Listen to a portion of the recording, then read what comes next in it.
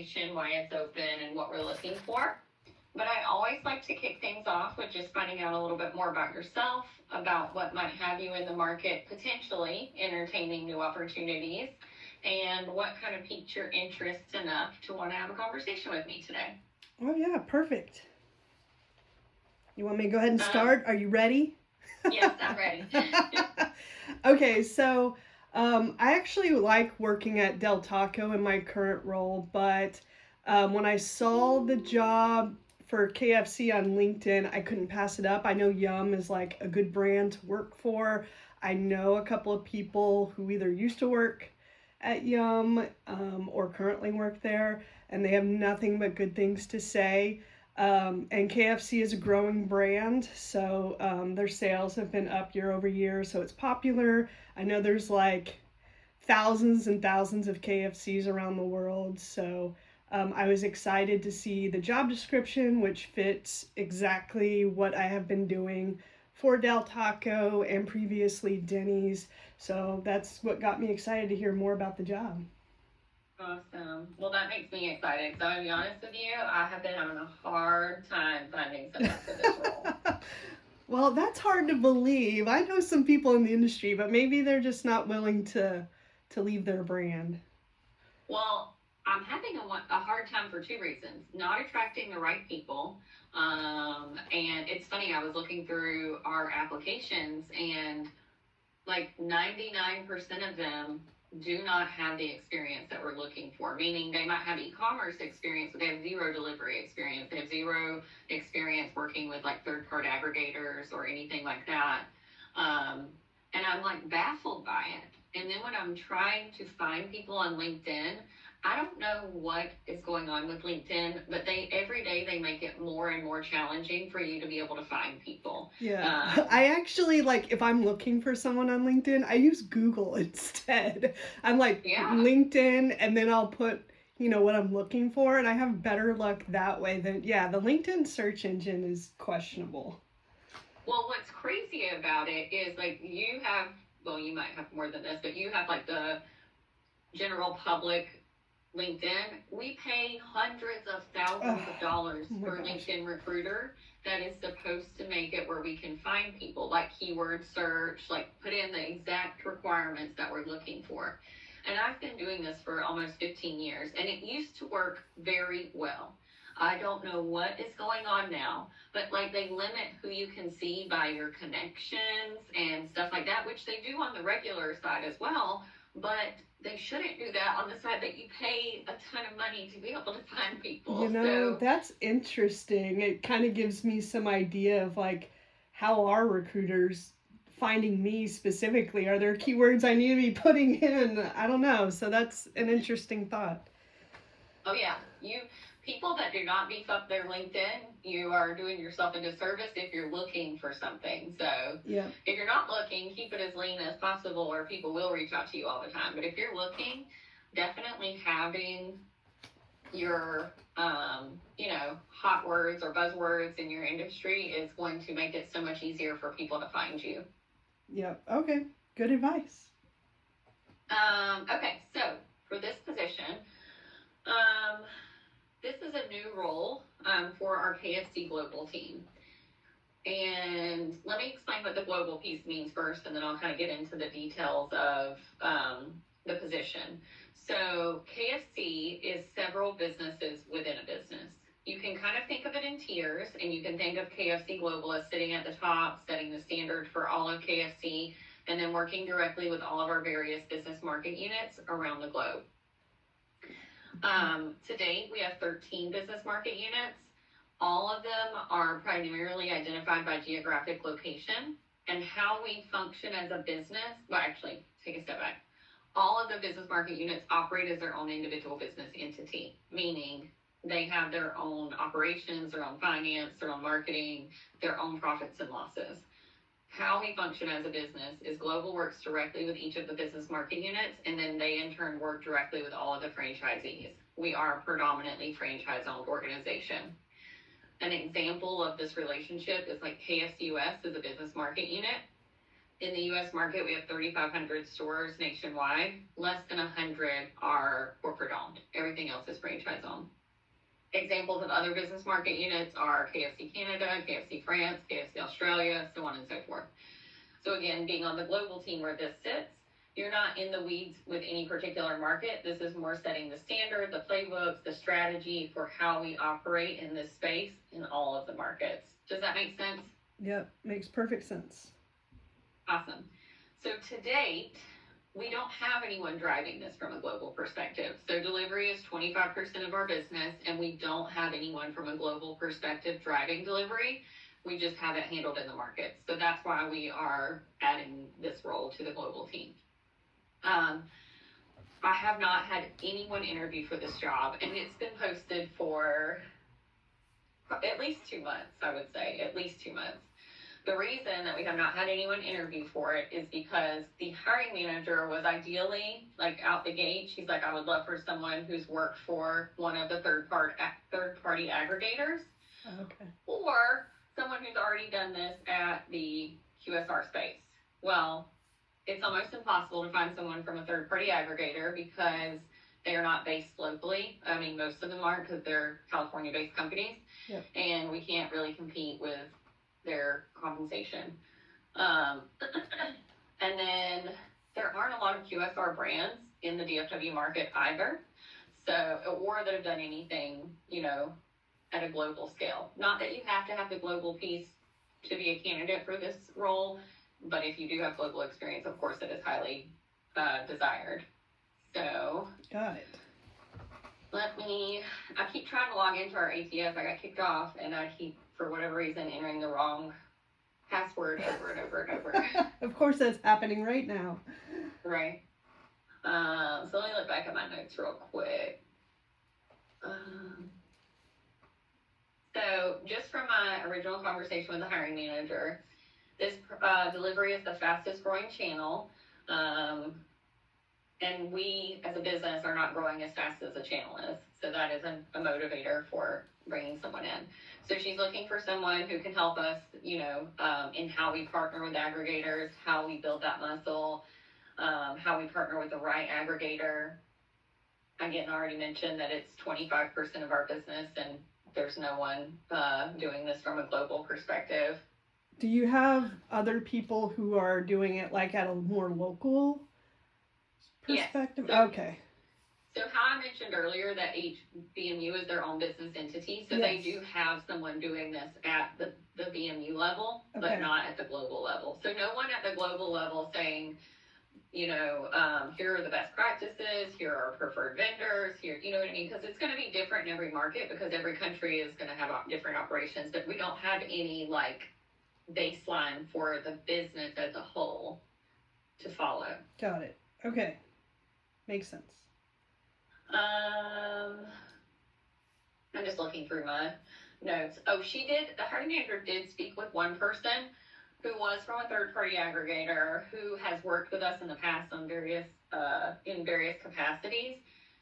And when we opened up the role, I think she just thought that was going to be a slam dunk. But then when she interviewed him, she had the exact opposite feeling. And one of the reasons why is because she felt like he was very jargony and very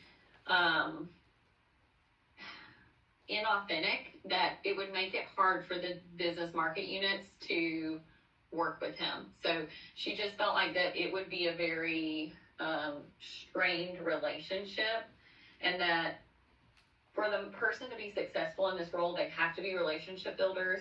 They have to understand and want to help the markets, and they have to want to roll up their sleeves. So she didn't get any of that from the person who'd been working on the aggregator side. That's really all of the notes that I have outside of the job description itself, just because we've only had the hiring manager speak to one person. Yeah. This is going to be an individual contributor role. Even though it's a manager level, there's just not any direct reports to this role to date. That may change down the road, but as it is today, this one won't have any direct reports. And then just as an FYI, this is based out of our Plano office. We are hybrid in the office Tuesday through Thursday with the option to work remotely Mondays and Fridays. So I know I just dumped a lot of information on you. Yep. I want to pause, see if you have any questions, concerns about anything I've shared or anything you saw in the job description, or if you just want to highlight anything about your previous experience that you feel like would be very relative for me to highlight to the hiring team. Sure, no problem. First, I just wanted to ask you, if you know, how would you describe the working style of the hiring manager, just so I get a better feel for like the expectations and the culture? So I will be completely honest with you. Until now, I've never supported this team. So this is going to report into, and I don't know if it's going to report directly into the CMO or if it's going to report, I think what's going to happen is it's going to report into the head of loyalty and e-commerce, which we have not hired yet. We are in the process of hiring. Or it would report directly into the CMO. That's who's hiring, who is managing the hiring for this right now. But I don't think that's what's going to happen. I think they're going to roll into the head of, which would make sense. In the 2 years that I've been at KFC Global, I have not had to support her. We haven't hired any people in the marketing department in the last couple of years. I am working with them on several roles right now because we did a return to office last year and we lost a few people as a result of that. Yeah, I did hear about that because KFC was in Louisville, right? And then moved. KFC US was in Louisville. Oh, KFC Global has always been based out of Plano. Oh, okay. But when we asked KFC US to move, Yum as a whole was kind of like, I guess to be equitable, we're going to have ask all the brands to be based out of the headquarter office, or it doesn't really make sense for us to ask a whole business to move from one state to another. So that happened, which for our for everybody it was a big deal. But for our global team, we had no requirements to be in the office other than 3 days a month. And we had several team members who were based all over the country just due to the nature of the work. So on our US team, we lost more than 100 people because 130 people were asked to move and a small percentage did. I do want to explain, not for lack of love for the brand. A lot of the team members had been with KFC for 30 or even 40 years. But if you're familiar with Louisville at all, it is somewhere where people are generationally from, and they just didn't have any desire to pick up and move. Sure. Which I don't blame them. Yeah, I mean, a lot of decisions go into that. Like a lot of them probably married with kids, and to pick up and move is not a light decision for sure. Exactly. Okay. What a little bit that I do know about the hiring manager, she's very direct. She is, and I've only had a handful of conversations with her, but I will say she's very direct. She isn't the greatest at giving me feedback, though, in the sense that, I don't know, she will give me not concrete things that I can work with, I guess. Oh, okay, so one of those, like, maybe I need to dig a little deeper into what she really wants. Okay, yeah. 100%. Because sometimes I'll send her profiles and I'll be like, let me know your thoughts. And she'll say, they don't excite me. I'm like, cool. What do you mean by that? I need actual things to take out into my conversations. So, which I will tell you, I don't know that it's that she doesn't want to give it. It's that she is stretched so thin for time. So she is the chief marketing officer for the global team, but she's also the general manager for India and Asia markets. So she has a dual role. She travels all the time. She's actually been gone for the last 3 weeks. So it is a little challenging because she's so spread thin. Wow. But in my conversations with her, she is direct in certain ways. She's expressed to me that, marketing is fun. What they do is fun. She wants to work with fun people. She's always looking for people who have like a strong executive presence because you have to work with every level of the business. You have to have excellent communication skills. You have to be a we person as well. We're a very highly matrix cross-functional organization. So you have to be able to work well with others. And just thrive in more of a collaborative environment. Yeah. Details for the role itself, still a little vague. Okay.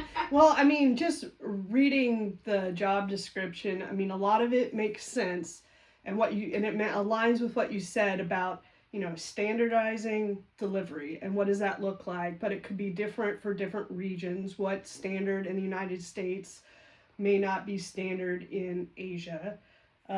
Every culture has, responds differently to how delivery is set up, how marketing for delivery is set up. And so I'm confident that I have the right background to be able to address that, just because I know working at LSG Sky Chefs isn't directly related to third party aggregators, but while working there, I worked with international accounts. And so I recognize that there's different cultures around the world, and the way marketing works in different parts of the world and is very different. But we can still have a standard, like in this region, here's the standard, or here's what we can try and test in this region because it worked in this region, it might work in this region. So I'm confident that that is, if that's what they're looking for, then I can help them move that along and hopefully grow delivery by more than 25%, maybe 30%, who knows. So yeah, it sounds exciting. Awesome. The only other thing I will say, and this is sometimes hard for me to tell in like a LinkedIn profile, but what I have realized is, especially I see this more on the loyalty side, but I know we've talked about it from the e-commerce and delivery side as well, is that when we're looking for this person, we are looking at this person, or we're looking for someone who has experience from the marketing lens. So I know what I have found is that there are layers in this. So there's like a marketing lens, a product development lens, and a technology lens. And while all those pieces are important, this is more on the marketing side of it. Not to say if you have experience with the other sides of it, they're not beneficial. It's just, if you didn't have any experience on the marketing side, which it looks like you do, but I'm just trying to give you the expectation of the hiring manager. That's the lens that she's looking at it. Yeah. So when I worked at Denny's and Del Taco, the position was on the digital marketing team. So definitely have marketing experience, but I get what you mean, because when you work with third party aggregators, when I partner with DoorDash and Uber Eats and Grubhub, it's more than just marketing. It needs to be showing up on the app. Ops needs to be doing everything correctly for delivery, and it's basically everything gets funneled back to me, whether it's marketing, ops, product, blah blah blah. The list can go on. Anything third party delivery related does get funneled back to me eventually, even though I'm just on the marketing team specifically. So I have experience in all those areas, but marketing is where my position belongs and what I'm responsible for. Perfect. I just wanted to confirm that, and that makes me feel much better, because I have been sending her people, not as much on this role, but on our loyalty role. And that's where we've been missing the mark sometimes, that they're not sitting on the marketing side of it. So I want to make sure I don't do that again. Yeah, no problem. Yeah, I get that, because I've actually interviewed for other jobs before, and this was a while back, where there was a position that looked like it had to do with third party, but it was on like the IT team officially. And I'm like, I don't know if I'm comfortable being on an IT team. Like, the digital space is where I belong, but more on the marketing side. Yeah. Awesome. I was just looking, it looks like you are connected with a couple of people that I've hired on our KFC US team within the last year. Yeah, I know Mike Simon and Ashley White, I think. Or who else? Who else do you have? Josh Goldmeyer and Jasmine Alvarez. Yes. Oh my God! When did y'all get Jasmine? I love her. Late last year. Okay, that's funny. That's awesome. Yeah. Yeah. Small world. Yep. Awesome. Okay, so I guess before I move on, I have several more things for you. But did you have any questions or concerns, or did you want to highlight anything about your previous experience that you feel would be great for me to highlight? If not, that's fine. I just like to give people the opportunity to speak to their experience. I mean, I think I have, but I always hate to like leave anything off. I have plenty of experience with Uber Eats, DoorDash, Grubhub. I've even done partnerships with Easy Cater. I'm not sure if that even has to do with this job, but something worth mentioning. And so, yeah, just reading through the job description, I mean, it pretty much lines up with what I'm already doing as far as like the strategy for digital. So exciting. I was like, who am I forgetting? Okay. Sorry, I know I told you I'm letting this take notes, but I still always like to do it as myself because it's easier. Oh, I guess reference back. I guess I should also ask, since you mentioned the CMOs traveling, would this job involve some travel? I do not have it specifically listed for this role that there would be travel, so I'll follow up on that. If there is, I wouldn't expect it to be a lot. I know we're hiring a director level, which is the head of the head of global loyalty and e-commerce. And when I was meeting with the HR director about that role's travel expectations, she said about 4 to 6 times a year, which I would think would be more than what this might be just based on the leveling. So if there were, I don't expect it to be a lot. Okay, great. But that could include international, just FYI. Yeah, that's okay. I have a passport. They do. I know our marketing team is heavily. I don't know what all parts of the business are involved in this, but they have like a global franchisee convention or a big meeting every year, and it's somewhere different every year. And last year was in Australia, and I know this team is heavily involved. Well, the marketing team in general is heavily involved, but I don't know who all goes to it. But anyways. Wow, that's last year exciting. was in Australia. Wow, that'd be awesome. Yeah. Okay, so I do want to talk about the leveling for this role. So again, it is going to be leveled as a manager, but they don't have any direct reports. It is leveled as a 10. For reference, our levels start at 5. They go all the way to 16. Anything between 14 and 16 is our executive level. For a manager level, for total comp, it is base salary plus bonus plus benefits. The bonus eligibility at this level is 12%. However, you do have the potential to be paid out at up to 3 times that. How that works is it's a combination of 2 factors. Team factor, which is overall company performance, and individual factor, which is your personal performance. On the team factor side, you can be paid out at anywhere from 0 to 200%. On the individual factor side, you can be paid out at anywhere from 0 to 150%. Combined, they're going to max out at 300%. In addition to the bonus, we offer 401k. You are eligible to contribute immediately upon enrollment. We will also match immediately dollar for dollar up to 6%. And there is no vesting period. We offer 4 weeks of paid vacation plus 5 personal days. Both of those are going to be prorated based on when you start in the year. Both are also going to be use it or lose it plans, meaning they don't roll over year to year. We observe 11 paid holidays throughout the year, plus 5 live well days. Live well days are just company-wide days off that do not fall on a holiday. They are predetermined dates that are sprinkled throughout the year. We also observe half-day Fridays all year long with the goal of logging out by 1 p.m. every Friday. We offer tuition reimbursement up to $5,200 a year. This is the only benefit that there is a waiting period for. You do have to be employed for 6 months to be eligible. You do have to apply and be approved, but it is something that we offer. All other benefits start day 1, and that does include health benefits. The reason that I share all of that up front is because I do like candidates have an idea of what overall comp looks like, because I do want to ask you what you would be targeting for a base salary for this to not only make sense for you, but to be exciting for you as well. Yeah, so I think probably the base salary, I'd be looking at 140. Okay. Awesome. For this position, let me just look real quick. It does look like that would be the higher end of what we would bring someone in at. I'm only sharing that that just for expectation reasons when we get to the offer stage.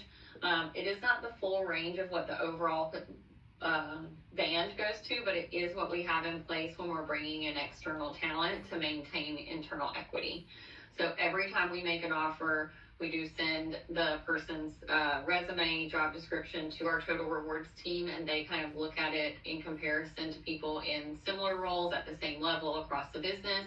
And then they make a recommendation with your ask and that in mind, just with the main objective of maintaining internal equity. So I just like to give that as an upfront expectation as well. Yep, no problem.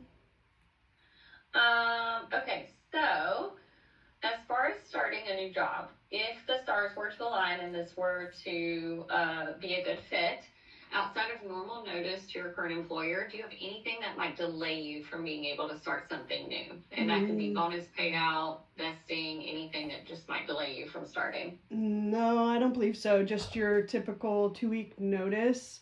And I don't know if you want to make a note of this, but I had asked for 2 vacation days in March, so I would need those 2 days off.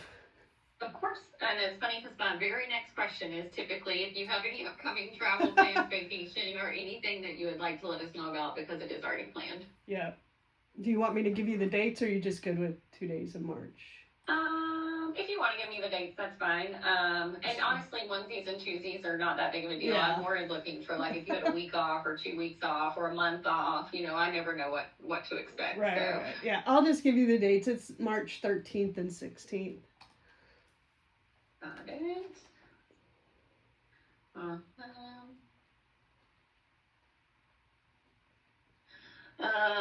Okay, perfect. So, what I'm going to do, actually, I'm going to ask from you because I don't have a copy of your resume because I think I found you on LinkedIn. If you could send me a copy of your resume, that would be super helpful. I will get everything in front of the hiring manager today. In general, I usually like to tell people 48 hours, but because the CMO is who's handling the hiring for this and she is all over the place, I cannot promise I'll have feedback for you within 48 hours. I will try to move this along as quickly as possible, but just know she's been gone for like the last 3 weeks, so. Yeah, absolutely understandable. I understand. We might have someone step in to help with the interviewing. I know I just passed that for our other role just because it is getting delayed. But anyways, once I get your information, I'll get it in front of the team and then we will go from there. I don't think I have a full interview panel for this one yet because we haven't had anyone interview yet. But I usually tell people you should expect to speak with anywhere from 4. 4 is usually a good number. It could be plus or minus 4. And for the initial ones, there'll be video. Of course, we'll bring you in for an on-site as a final. But I'll give you everyone you're speaking with ahead of time and many options for scheduling. But I just want to kind of give you an expectation. I know you'll meet with the CMO, someone from our people and culture team, probably one of the, I'm thinking you're going to meet with the director of omni-channel retail, just because he's one of the people that's been with the business for a long time on the marketing team, but we haven't fully scoped that out yet, so I'll have to get back to you on that. But just FYI. All right, excellent. Good to know. Do you have any questions, concerns? Is there anything you wanted to touch on that we haven't talked about yet? I don't think so. I think that covers it. Awesome.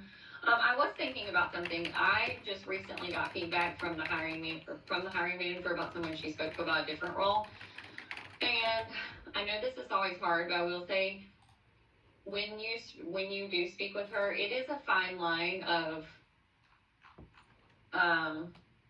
giving enough detail, not being too vague, also like being able to articulate your strategic, experience. And I'm just saying that because she recently gave me feedback about someone not being able to do that. So I just wanted to throw that out there as an FYI. Oh, thanks. That's good feedback. So I'll make sure to keep it short and sweet, but also detailed. Yes. Oh my goodness. I was speaking to someone yesterday who literally rattled on for 10 minutes. I didn't say a single word for 10 minutes. And I was Oh my like, goodness. this, Yeah. this isn't going to go well. And yeah, it's so funny because I think it just, to be honest, it comes naturally to me, like to find a stopping point. But when I'll go on YouTube and like see suggestions, like how to do interviews. And that's one of the suggestions, like, when you answer the question, what's your experience, or tell me about yourself, like it needs to be under X amount of minutes and hit each point quickly. And I'm like, people don't do that. Oh, no, they don't. Yeah. So, And yeah. let me tell you what not to do. I can't tell you how many times I'll say, my first question is, I want to learn more about you. But a lot of times I'll say, I have your resume, so I don't need you to take me through every bullet point. And then that's exactly what people will do. They will rattle on for 10 or 12 minutes about every single thing they've ever done.